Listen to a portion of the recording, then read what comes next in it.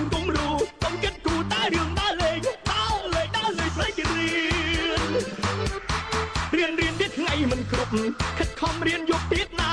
រៀនទុកកិច្ចសាលាមានស្នេហាកាំងស្រីវៃគ្នា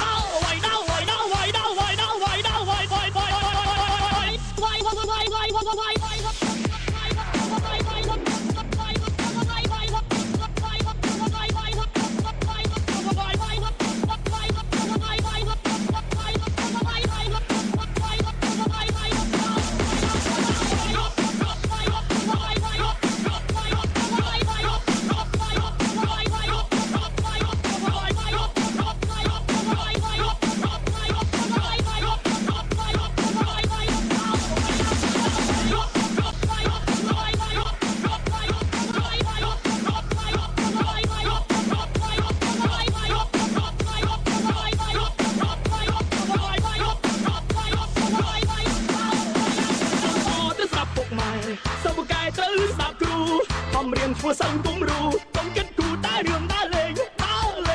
ផ្លេចរៀនទៀតថ្ងៃមិនគ្រប់ខិតខំរៀនយកទៀតណា